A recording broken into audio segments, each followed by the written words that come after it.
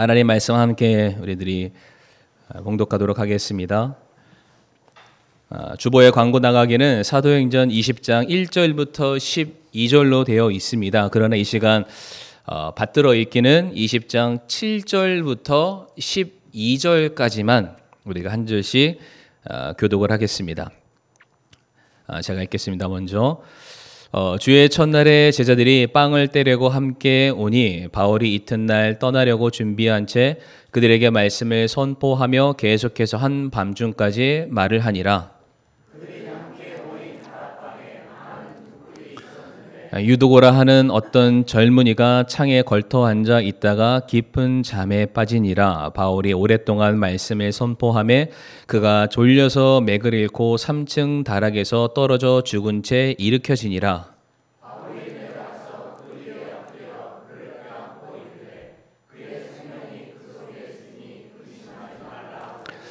그러므로 그가 다시 올라가 빵을 떼어 먹고 오랫동안 곧 날이 셀 때까지 이야기하고 이처럼 떠나니라. 그들이 살아난 젊은이를 데리고 와서 적지 않게 위로를 받았더라. 아멘. 아버지 하나님 감사합니다. 이 시간 저희들 하나님의 말씀을 함께 또 나누고 듣기를 원합니다. 우리 성령 하나님 이 시간 우리와 함께하여 주옵시고 이 부족한 종이 입술을 아버지 귀하게 사용하여 주시옵소서. 예수님의 이름으로 기도를 드립니다. 아멘. 자리에 앉으시겠습니다. 오늘 본문 말씀 통해서 두 가지 열정이라는 제목으로 함께 말씀을 나누길 원하는데 오늘 본문의 주된 배경과 주요 인물은 유두고라는 한 청년에 대해서 우리가 좀 다루고자 합니다. 아마 신앙생활을 오래 하신 성도님들이라면 이 본문의 말씀을 한 번쯤은 들어봤거나 아니면 이 청년이 어떠한 배경과 어떠한 사건에 등장하는 인물인지는 아마 잘 아시리라고 생각을 합니다. 그러하기에 오늘 본문은 설교자들이 가장 위로를 받는 본문이기도 합니다. 이게 웃으시면은 성경 지식이 높으신 분들이고요. 아직도 이런가 하면은 이제 오늘 제가 설명을 드리도록 하겠습니다. 제가 이제 설교를 준비하면서 매번 이러한 기대를 합니다. 그러니까 설교를 준비할 때마다 어떤 기대를 하냐면 이제 열심히 딱 준비를 하죠. 그래서 이제 강단에 주일날 혹은 수요일날 이렇게 말씀을 선포해야지라고 했을 때 이제 한 구절 한 구절 메시지가 선포될 때마다 성도님들이 아멘으로 화답을 하시고요. 그리고 이제 그 말씀이 이제 끝나고 나면은 이제 이 자리가 눈물로 범벅이 되는 이제 그거를 상상합니다. 정말로 통에 자복하고 야 진짜 이 말씀 내가 평생에 사모했던 말씀이고 오늘 내게 너무나도 필요한 말씀이고 마치 하나님께서 내 마음을 헤아려서 아시는 것처럼 나를 위로해 주시기도 하고 나를 꼬집어 주시기도 하고 나를 세워주시는 이 말씀 자체가 내게 너무나도 달고 귀하다. 그래서 성도님들이 정말로 그 말씀 앞에 막 무엇인가 반응하는 그런 모습을 기대하고요. 그리고 이 말씀이 요즘 유튜브라는 매개체가 있으니까 이제 우리 교회라는 이 울타리 안에서만 멈추는 것이 아니라 이제 밖으로 퍼져 나가는 거죠. 그래서 우리 지역 사회를 비롯해서 우리나라와 전 세계를 바꿀 수 있는 그런 설교가 됐으면 좋겠다. 저는 그러한 마음으로 설교를 준비합니다. 네, 아멘을 하셔도 되고 안 하셔도 괜찮습니다. 자, 이제 그러한 마음으로 이제 설교를 딱 준비를 하는데 이제 현실은 어떠냐? 제가 딱 설교를 하면은 이제 다들 이제 아리송해 하십니다. 그러니까 알아듣기는 알아듣겠는데 이제 다 끝나봐야 알 것 같기도 하고 그리고 이제 또 늘상 들었던 말씀이기도 하니까 그냥 그런가 보다라고 해서 그냥 평이하게 받아들이는 분위기가 좀 많고 이제 말씀을 전하는 과정 속에서 이제 우리 성도님들이 치열한 영적인 전쟁을 벌이십니다. 잠과의 사투이죠. 이게 막 감겨지는 그 눈을 뜨기 위해서 이게 사탄이 공격하는 게 아니라 이 잠의 유혹에서 어떻게든 내가 견뎌내리라 눈을 부릅뜨는데 이게 육체적인 힘으로 안 되니까 이미 아무리 눈을 크게 떠봤자 반쯤만 떠져 있는 상태에서 아멘을 하시는 건지 그냥 졸아서 끄덕이시는 건지 계속 이제 이렇게 하는 그러다 보니까 말씀을 전할 때마다 무슨 생각을 딱 갖냐면 혹시 내가 이게 설교에 은사가 없는 건가? 제가 부정적인 말씀을 드리는 건 아니니까 성도님 오해하지 마시고요. 아니 이렇게 설교를 앞으로 10년, 20년 주님 오실 때까지 계속해야 되는데 내가 좀 어떻게 더 잘 준비해야 될까? 좀 설교를 준비하는데 왜 이렇게 어려울까? 이런 생각을 하다가도 물론 여기죠. 야, 내가 설교할 때만 자는 게 아니구나. 천하의 사도 바울이 설교를 해도 자는구나. 여기에서 제가 위로를 받고요. 더 큰 위로를 받는 게 어디냐면 그래도 내가 설교해서 누가 죽지는 않았다. 사도 바울은 설교하다 누가 죽었는데 아직 나는 죽는 정도까지는 아니니까 그래도 내가 아직은 낫다라는 그런 위로를 받습니다. 이게 진짜 위로일까요? 잘은 모르겠습니다만 성도님들 제가 말씀드린 게 뭐냐면 이게 주무셔도 괜찮습니다. 주무셔도. 근데 진짜 주무시라는 얘기는 아니에요. 그러니까 차라리 힘들고 피곤하고 지쳐도 그 몸을 이끄시고 이 예배당에 오셔서 말씀을 듣는 이 자리에서 주무시는 건 괜찮습니다. 차라리 제가 어떻게 해서든 깨워드리도록 하겠습니다. 그건 제가 책임을 지고 이제 할 텐데 아직까지는 제 생각에 저랑 성도님들의 개그 코드가 잘 안 맞습니다. 저 굉장히 재밌는 사람인데 원래 예배 시마다 빵빵 터져야 되는데 아직 거기까지는 이제 도달하지 못했거든요. 제가 아직 광주 유머를 잘 모르는 것 같습니다. 제가 한번 잘 배우도록 하겠습니다. 근데 문제는 성도님들 주무셔도 괜찮은데 주무시다가 죽는 거는 저는 책임 못 집니다. 사도 바울은 살리는데 저는 아직 못 살려요. 근데 제가 왜 이런 말씀을 드리냐면 오늘 본문 말씀에서 이 유두고 청년이 떨어졌다라는 이 단어가 있어요. 떨어졌다. 이 떨어졌다라는 게 헬라어로 핍토라고 있습니다. 그런데 이 단어 안에 여러 가지 뜻이 있어요. 떨어졌다라고 해서 그 단어를 쓰기는 했지만 이 단어가 언제도 사용되냐면은 무엇인가가 상실됐다. 무엇인가가 감소되었다. 혹은 내가 무엇인가를 잃어버렸다라는 그 뜻을 표현할 때에도 이 핍토라는 단어를 쓴다고 그래요. 그러니까 이 유도고 청년이 이 3층 다락에서 떨어진 게 정말로 떨어진 걸 수도 있지만 어떤 영적인 어떠한 뭐라고 될까요? 감소? 열정을 잃어버린 모습을 대변한 것일 수도 있어요. 물론 오늘 본문 말씀에서는 그것은 아니지만은요. 그래서 성도님들이 교회에 와서 예배를 드리다가 주무시는 거는 제가 정말로 다 이해합니다. 왜 그러냐면 한 주 동안 너무나도 힘든 시간들, 너무나도 바쁜 일상들을 보냈기 때문에 정말 일요일 하루만을, 이 빨간 날 하루만을 바라보면서 열심히 일하는 우리 직장인들에게 이 아침 시간, 이 황금과도 같은 이 휴식 시간이 정말로 내가 달콤한 잠을 잘 수 있는데 그것을 양보하고 오신 거잖아요. 그럼에도 불구하고 오셔서 자는 거는 괜찮은데 문제가 뭐냐면 여기서부터 좀 잘 들어주시길 바랍니다. 내가 피곤하지 않는데 바쁜 일이 없는데 마음 상하는 일이 없는데 지치는 일이 없음에도 불구하고 이 자리에 나왔을 때에 말씀이 들리지 않고 그냥 눈이 감기고 그냥 마음이 너무나도 냉랭한 상태로 내가 그냥 이 자리를 그냥 채우는 사람으로서 있는 거라면 아마 그 모습이 이 3층 다락에서 떨어졌던 그 유두고의 모습과 비슷하지 않을까. 무엇인가 내 안에 신앙의 열정이 지금 사라지고 있다라는 하나의 증거가 될 수 있습니다. 왜 그러냐면 성도님들 우리들의 삶 속에서 우리는 어딘가에는 굉장히 열정적으로 살아갑니다. 무엇인가에 대해서는 남들이 나에게 찾아와서 말릴 만큼 무엇인가에 대해서는 우리가 최선을 다하는 삶을 살게 돼 있습니다.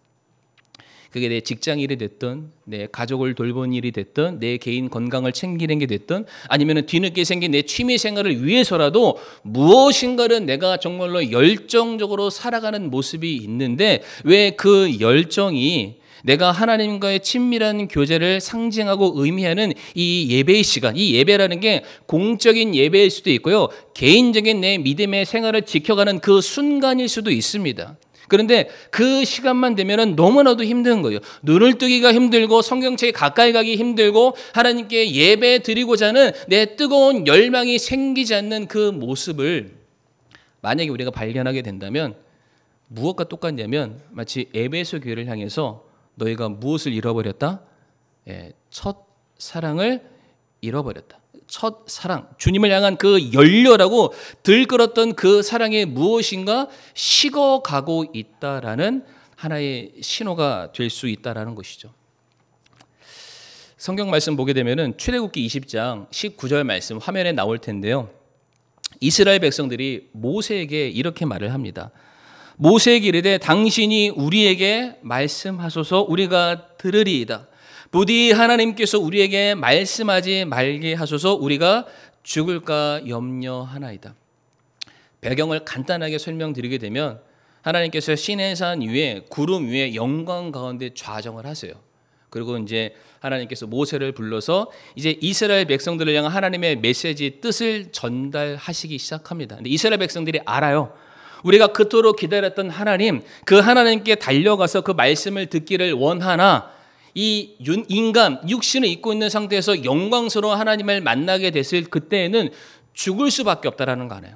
그러니까 말은 듣기는 들어야 되는데 그 말을 하나님이 허락하시지 않으면은 누구도 가까이 가서 들을 수 없는 상황이니까 허락을 받고 특권을 얻은 모세요. 당신이 하나님께 올라가서 어떠한 말씀을 듣거들랑 그 말씀을 우리한테 그대로 다 전해주세요라고 얘기를 하고 있어요. 그러니까 내가 하나님께 함부로 나아가서 듣는 것도 허락이 안 되지만은 분명한 사실은 그 말씀대로 내가 살아가지 않았을 때에는 하나님의 말씀에 따른 엄중한 심판이 우리들의 삶에 임할 것을 이스라엘 백성들이 아니까 철저하게 그들이 우리가 말씀대로 살기를 원합니다. 그 말씀이 있어야 우리가 삽니다 라는 고백을 지금 모세한테 말하는 거예요. 모세요, 하나님이 당신에게 하는 그 말이라면은 그게 때로는 칭찬과 격려와 축복의 말씀이 될 수도 있을 거예요. 그러나 반대적인 개념으로 때로는 저주의 말씀이 될 수 있고요. 때로는 징계의 말씀이 될 수도 있고요. 때로는 너희의 무엇인가를 다 꺼내어서 드려라 라는 헌신의 말씀이 될 수도 있어요. 그러니까 어떠한 말씀은 내 귀를 즐겁게 해주는 그런 말씀이 있고 어떠한 말씀은 내 자신을 지치게 만드는 그런 말씀이 얼마든지 될 수 있는데 이스라엘 백성들이 말하기를 뭐라고 말했냐면 이 말은 들려주고 저 말은 노, 이게 아니에요. 모든 말씀, 하나님의 모든 말씀은 제발 우리에게 들려주세요. 이스라엘 백성들에게 신앙의 열정이 있었어요. 말씀에 대한 열정이 있었다라는 것이죠. 성도님들 그 산 아시나요? 그리심산과 에발산 아시나요? 이스라엘 백성들이 두 덩이로 나눠져서 그 산 봉우리 양쪽에 두 무리가 올라가요. 올라가서 한쪽은 축복의 메시지를 선포합니다. 그리고 다른 한쪽은 저주의 메시지를 선포해요. 근데 나중에 보시면 알 거예요. 분량이 축복의 메시지가 1이라면 저주의 메시지는 곱하기 2.5배 정도 됩니다. 근데 축복의 메시지가 딱 선포되잖아요. 그러면 반대쪽에서 그 말을 듣고 있는 성도들이 아멘, 아멘. 아멘의 뜻이 뭔가요? 말씀대로 될지어다. 아멘, 아멘. 근데 그 말 딱 끝나고 나서 산을 내려간 게 아니에요. 이제 뭐가 남았나요? 저주의 메시지. 그렇게 살지 않으면 하나님의 엄중한 심판이 있을지어다. 그럼 반대편에서 어떻게 해요? 노멘, 싫습니다. 귀 막았나요? 아니죠. 똑같아요. 그 말씀 앞에 아멘, 아멘, 아멘. 그 말씀이 그대로 내 삶에 이루어지기를 원합니다. 그러니까 이스라엘 백성들은 정말로 철저하게 깨달았어요. 그들의 삶에 하나님의 말씀이 그들의 인생의 어떤 하나의 기준이 되지 않으면 내 삶을 인도해주는 인도자가 되지 않는다면 내가 얼마든지 쓰러지고 내 모든 삶이 빼앗김 당하고 진멸당한다는 사실을 너무나도 잘 알았기 때문에 그들은 가는 곳곳마다 물론 많이 실수했고 많이 넘어졌지만 그 반대적인 모습이죠. 하나님의 말씀을 내게 들려주세요. 들려주세요. 들려주세요. 그리고 그 말씀 앞에 아멘으로 그들이 화답했다라는 것이죠. 저는 그래서 참 우리들이 말씀을 접할 때 매번 듣는 말씀일 수도 있습니다. 아는 말씀일 수도 있죠. 그럼에도 불구하고 그 말씀이 오늘 나에게 주어졌을 때에는 하나님께서 나를 위해 필요한 내 영적인 양식을 주시는 것이구나. 때로는 한약처럼 쓰디쓴 말씀이 될 수 있고, 때로는 요즘 아이들이 좋아하는 탕후루처럼 달콤한 말씀이 될 수도 있겠지만은 그 모든 말씀이 내 영적인 유익을 위해 주시는 그 말씀이기 때문에 내가 그 말씀 단 한마디라도 내가 땅에 떨어뜨리지 아니하고 내가 달게 듣기를 원합니다. 참 그러한 마음, 신앙의 그 말씀에 대한 그 뜨거운 열정이 넘쳐날 수 있는 우리 이 자리에 있는 우리 모든 우리 사랑하는 반석교회 성도님들이 되시기를 부탁드리겠습니다. 네, 그래서 오늘 말씀을 우리가 간단하게 좀 살펴보기를 원하는데요. 성도님들, 오늘 말씀에 유두고라는 청년이 떨어져서 죽었습니다. 자, 그러면은 왜 오늘 본문의 사건이 이 성경에 기록됐을까요? 우리가 그 배경을 좀 알면은 오늘 성경의 내용을 우리가 조금 더 이해하는 데 도움이 될 텐데, 하나님께서 죽은 자를 살려내신다 라는 그 능력을 보이기 위해서 이 유두고 청년의 사건을 기록하셨을까요? 물론 그럴 수 있습니다. 근데 그렇게 하기에는 뭔가 조금 꺼림칙한 게 뭐냐면, 이 죽었던 사람이 어디서 죽죠? 예배를 드리는 이 교회라는 장소에서 죽게 되는데, 어떻게 죽냐면은 순교한 게 아니었어요. 말씀을 듣다가 졸다가 죽는 겁니다. 그러니까 죽다가 살아났으니까 그 능력을 행하는 하나님이 위대하신 분이심을 나타낼 수 있는 사건이기는 하나, 그 대상이 성도였고 그 성도가 말씀을 듣다가 죽었다라는 거예요. 그런데 그 사람을 살렸다? 물론 하나님은 대단하신 분이신 건 맞지만 그렇게 하기에는 하나님의 능력을 드러내기 위해서는 적절치 않다라는 것이죠. 그러니까 그럴 수 있는, 사람을 살려낼 수 있는 사건들은 이미 여러 많은 곳에 기록되어 있고요. 더 좋은 사건을 통해서 하나님의 능력을 드러낼 수 있음에도 불구하고 왜 이와 같은 사건을 우리에게 기록하셨고 우리에게 전달하시고자 하나. 저는 오늘 본문 말씀을 통해서 두 가지, 오늘 설교 제목 기억하시죠? 두 가지 열정인데, 그 두 가지 열정, 유두고 안에서 발견할 수 있는 열정, 그리고 그 유두고를 살렸던 바울 안에서 발견할 수 있는 이 두 가지 열정, 이 두 가지 열정이 무엇인지를 우리가 살펴봄으로써 우리 교회가 조는 교회, 죽는 교회가 아니라 다시금 신앙의 열정이 회복되는 교회, 사람을 살리는 그러한 교회가 되기를 간절히 원합니다. 그래서 첫 번째로 우리가 어떠한 열정을 회복을 해야 되냐면은 바로 말씀에 대한 열정을 우리가 다시금 회복해야 됩니다. 다시금 가져야 됩니다. 제가 서두에서 말씀드렸던 그 내용의 연장선이라는 것만 기억하시면 돼요. 오늘 본문 9절 말씀 보시게 되면 오늘 본문의 주인공이죠. 유두고라는 한 사람이 등장을 합니다. 우리가 이 말씀 보면은 유두고가 어떠한 사람인지를 잘 몰라요.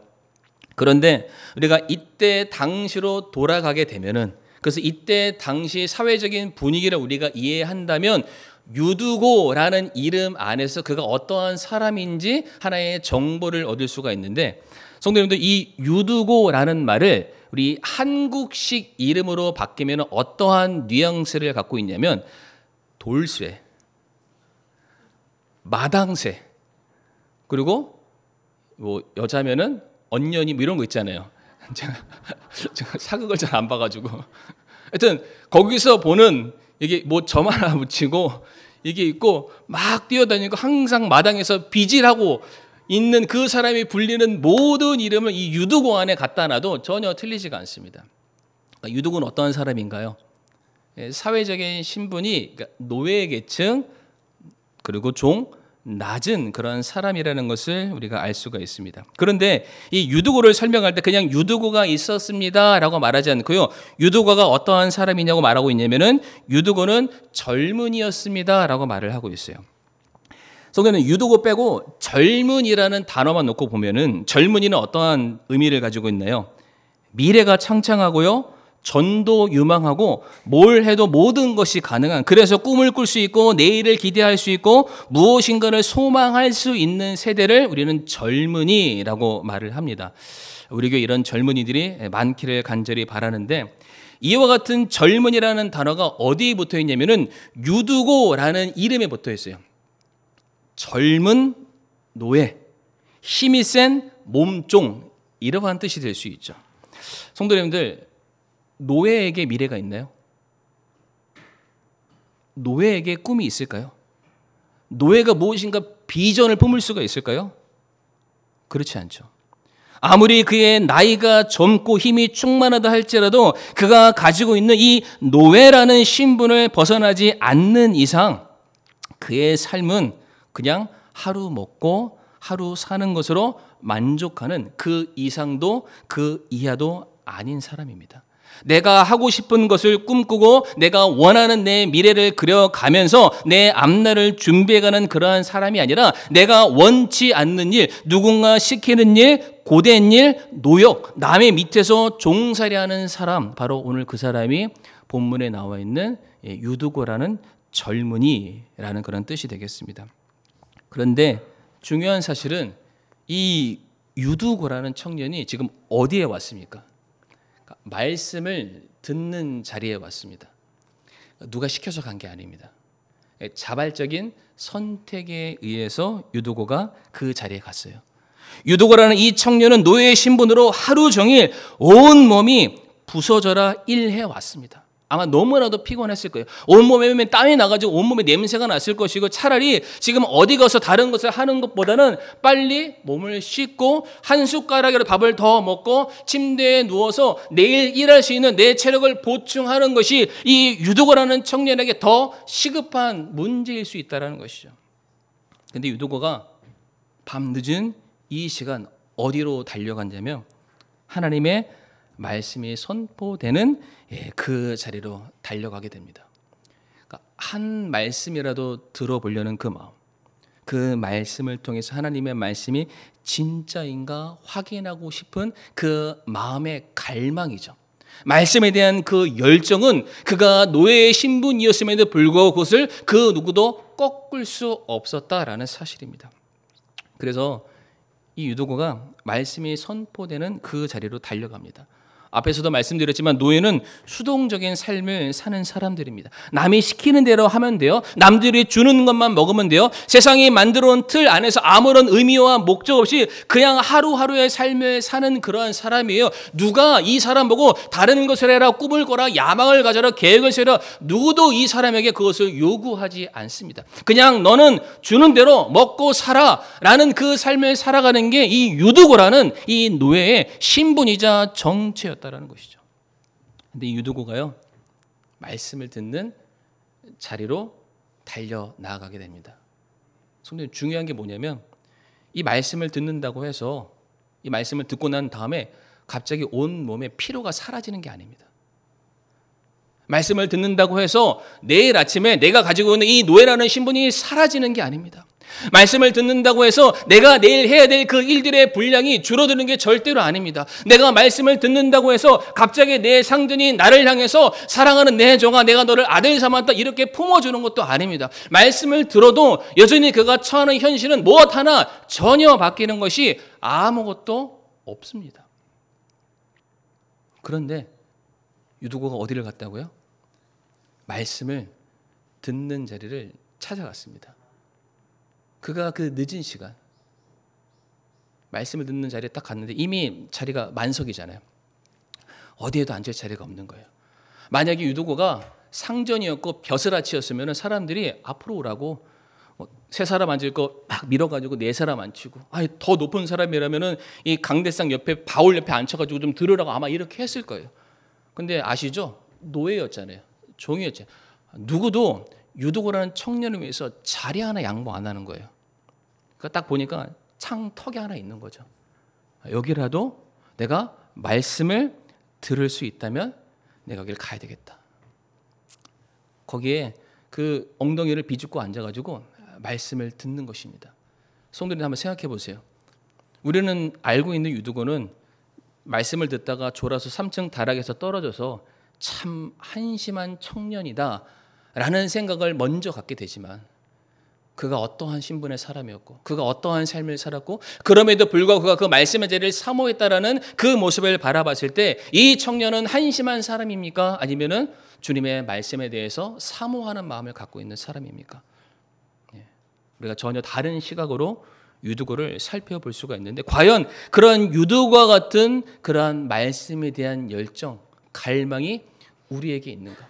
떨어져 죽을지언정 그 말씀을 단 한 구절이라도 내가 듣고자 이 예배 자리를 사모하고 말씀 읽는 것을 내가 사모하는 그 마음이 여전히 내게 있는가? 내 삶은 유도와 똑같이 누군가에 의해서 그의 종로로 타면서 내가 남들이 주는 먹을 것을 먹기 위해서 살아가는 그 동일한 삶을 내가 살아가고 있지만 그 현실은 변하지 않지만 그럼에도 불구하고 여전히 하나님의 말씀을 듣는 그 일을 위해서 내가 주체가 되어 스스로 그 말씀을 듣기 위해서 내가 붙잡고 있는 그 삶을 내가 여전히 오늘도 살아가고 있는가? 성도님들 자기 자신의 모습을 한번 돌아보시길 바랍니다.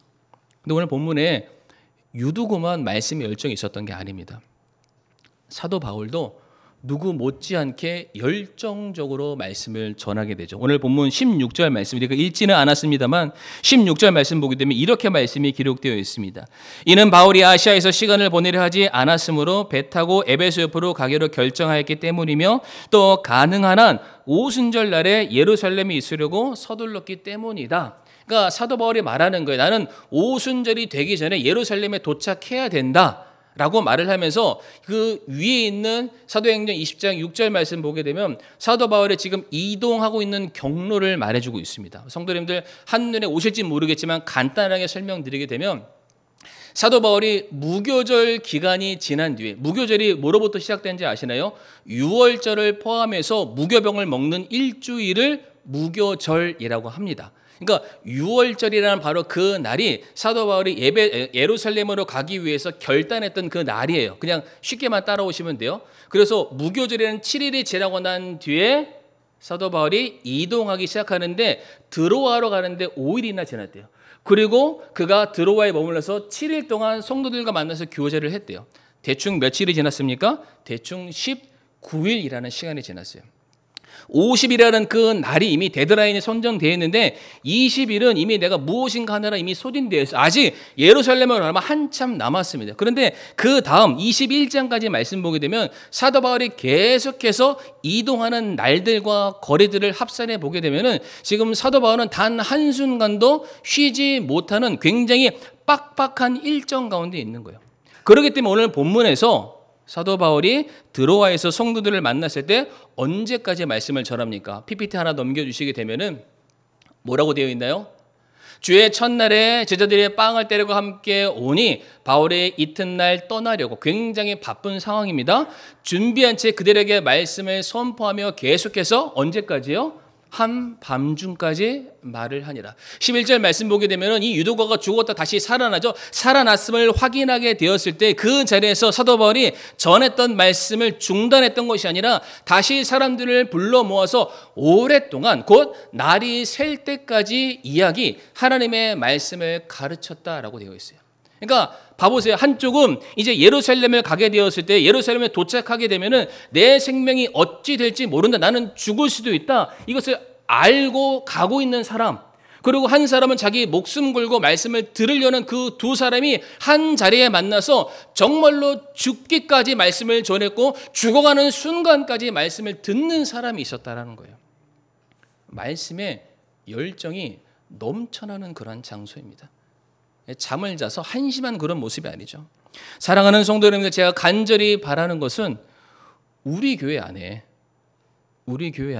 이런 유두고와 같은 청년들이 있기를 바라고요. 그리고 우리 교회 안에 우리 모든 성도님들이 유두고와 같은 말씀에 대한 사모하는 마음이 있기를 간절히 바랍니다. 하나님의 말씀을 듣기 위해서라면 내게 주어진 이 자유시간, 얼마 되지 않는 그 여가의 시간마저도 기꺼이 하나님께 내어드릴 수 있는, 왜? 그 말씀이 나를 살리기 때문이죠. 그 말씀이 내게 영의 양식이기 때문이고요. 그 말씀을 떠나서는 나는 어디에도 존재할 수 없는 그런 존재임을 내가 인식한다면 우리는 정말로 하나님의 말씀을 사모하는 열정이 다시금 회복되어야 될 줄을 믿습니다. 그래서 요한복음 14장 23절 말씀 보게 되면 예수님께서 그에게 대답하여 이르시되 사람이 나를 사랑하면 뭐를 지키나요? 내 말들을 지킨다라고 말씀하세요. 요한복음 14장 23절에 예수님께서 그에게 대답하여 이르시되 사람이 나를 사랑하면 내 말들을 지키리니 내 아버지께서 그를 사랑하실 것이요 우리가 그에게 가서 우리의 거처가 그와 함께 있게 하리라. 사랑하는 성도님들, 아무리 힘들고 지쳤더라도 내일이 보이지 않는다 할지라도 절망적인 상황이 내 앞에 놓여져 있고 내 삶은 변하지 않는 노예와 같은 그러한 삶이 연속된다 할지라도 그럼에도 불구하고 말씀을 붙드시기를 바랍니다. 오직 하나님의 말씀 안에만 구원이 있고요. 그 말씀 안에만 내가 피할 수 있는 길들이 있고요. 그 말씀을 통해서만이 우리가 소망을 얻을 수 있기 때문입니다. 그 열정이 회복되는 저와 성도님들이 되기를 바라겠습니다. 두 번째이자 마지막이죠. 우리가 바울의 열정을 살펴보길 원하는데 바울의 열정은 뭐였냐면은 바로 영혼에 대한 열정입니다. 영혼에 대한 열정. 이 말씀은 제가 짧게만 말씀드리고 오늘 말씀을 마치도록 할 텐데요. 성도님들이 잘 말씀을 읽으시고 기억하셨는지는 모르겠지만 유두고 청년이 3층 다락에서 떨어져 죽게 되죠. 근데 결국 다시 살아났습니다. 그런데 그 유두고라는 청년이 다시 살아나는 과정 속에서 혹시 이 사도 바울이 뭔가 특별한 걸 했었나요? 그 죽어 있는 청년을 보면서 유두고야 일어날지어다 이런 걸 했을까요? 그 어린 소녀를 예수님께서 살렸을 때 달리다 굼 했을 때처럼 그러한 메시지를 선포했나요? 아니면은 두 손을 들고 하늘을 향해서 아버지요 제가 말씀을 전하다가 한 청년이 졸았습니다. 이것은 제 사역의 수치이니까 아버지 제발 이 청년을 살려 주시옵소서라는 그런 간절한 외침이 있었나요? 없었습니다. 근데 뭘 했나요? 10절 말씀 보면 뭐라고 되어 있죠? 바울이 내려가서 그 위에 그 청년 죽어있는 유두고 청년 위에 엎드려서 그를 껴안고 이르되 그의 생명이 그 속에 있으니 근심하지 말라라고 말했습니다. 사도 바울이 유일하게 한 게 있으면 뭐냐면 죽어있는 저 청년을 향해서 달려 내려가서 그 죽어있는 시체죠. 그 시신을 딱 껴안습니다. 그리고 뭐라고 그래요? 근심하지 말라. 생명이 아직 그의 속에 있다. 성도님 여기서 근심하지 말라는 게 걱정하지 말라는 뜻이 아니에요. 원래 원어를 살펴보게 되면은 떠들지 말아라. 요란 법석 떨지 말아라. 쓸데없는 말 하지 말아라. 그러니까 사람들이 유두고가 노예잖아요. 종이잖아요. 이 종이 예배를 듣다가 떨어져 죽은 거예요. 당시의 노예는요 짐승 취급을 받습니다. 은 30도 안 되는 거예요. 은 30은요 3, 4일치 그런 월급 주급도 안 됩니다. 그러니까 딱 죽었으니까 예배 분위기가 얼마나 안 좋겠어요.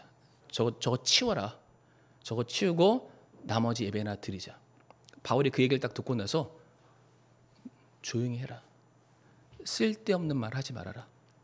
이 안에 뭐가 있다고요? 생명이 있다. 아니 어떠한 사람은 이렇게 말했을지 몰라요. 아니 대체 예배를 어떻게 운영했길래 한 사람이 죽어나가기까지 이러한 식으로 예배를 관리하냐. 책임자가 누구냐. 법적 조치를 해라. 손해배상을 해라. 그런 말들로 수많은 사람들이 내 책임 아니다 서로 전가하는 그런 모습들이 가득 찼을 때 바울이 말하는 거예요.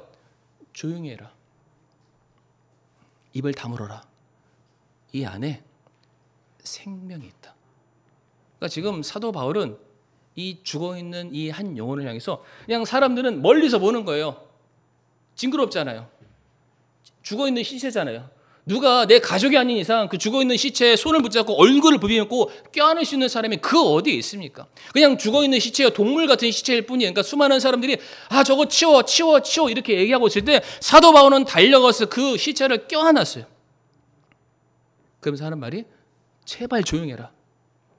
여기 안에 생명이 있다. 성도님들, 우리 교회에 어떠한 사람이 필요하냐면요. 말씀에 대한 해박한 지식을 가진 사람도 물론 필요합니다. 여러 다양한 은사를 많이 가지고 있는 사람들도 많이 필요합니다. 세상적으로 높은 지위에 있는 그런 사람들도 필요합니다. 그냥 여러 다양한 많은 사람을 누군가에게 도움을 줄 수 있고 혜택을 줄 수 있는 그런 많은 사람들이 있으면 좋겠죠. 그러나 아시죠? 교회 안에는 그런 사람들보다 연약한 사람들, 없는 사람들, 무시받는 사람들, 천대받는 사람들, 그리고 마음에 수많은 상처를 입고 이 자리에 앉아있는 그 많은 사람이 더 많습니다. 그리고 그 사람들이 그렇게 자기의 믿음을 지키고 싶은데 내 삶이 너무나도 힘들고 어려워서 이 신앙의 자리를 자꾸만 뒤로 물러가는, 떨어지는 그런 신앙으로 자꾸만 이 신앙 예배 자리에서 떨어져 가는 그런 사람들이 있다라는 거예요. 그런데 멀쩡한 사람들은 저 사람들을 보면서 그냥 보내라는 거예요.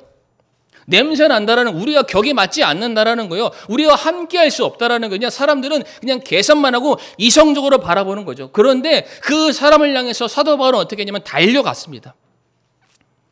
냄새나는 피 철철 흐르는 그 청년을 향해서 껴안으면서 뭐라고 얘기해요? 제발 조용해라. 이 안에 생명이 있다. 하나님께서 천하보다 더 귀하게 여기시는 그러한 영혼이다. 품어줬다라는 거예요. 저는 이러한 사람이, 이러한 성도가 오늘 우리 교회에 필요한 줄 믿습니다. 영혼을 사랑하는 한 성도, 영혼을 위해서 기꺼이 달려나가 반겨줄 수 있는 그러한 성도. 그가 많이 가졌든 적게 가졌든, 좋은 옷을 입었든 냄새나는 옷을 입었든 어떠한 사람에도 상관하지 아니하고 그 영혼이 교회에 오기만 하면 벗은 발로 달려가서 이렇게 껴안아줄 수 있는. 성도님들, 그 탕자 아버지가 탕자 안아줬잖아요. 근데 탕자가 어디 있다 왔죠? 맨 마지막에 돼지우리에 있다가 온 거예요. 그 몸에 그 냄새가 배겨나질 않습니다. 근데 아빠는 어떻게 해요? 다 안아줬잖아요. 거기에서 회복이 일어납니다. 그래서 오늘 본문 말씀 12절에 뭐라고 말씀이 마무리되어 있습니까? 그들이 살아난 젊은이를 데리고 와서 적지 않게 엄청나게 위로를 받았다. 지금 이 유도고의 사건을 통해서 무엇이 확인됐습니까? 하나님의 말씀은 정말로 죽은 자도 살리는구나. 말씀의 능력이 있음을, 말씀을 사모하는 한 영혼을 통해서 입증됐습니다. 아, 말씀은 그냥 우리가 듣고 배우는 학문이 아니구나. 말씀은 진짜 능력 있고 생명이 있구나. 그 확인을 하는 시간 성도들이 위로받은 거예요. 야, 우리가 그냥 말씀 듣는 게 아니야. 우리가 그냥 이 자리를 지키는 게 아니야. 우리가 말씀을 듣는 게 아니라 말씀이 우리를 지키고 보호해 주는구나.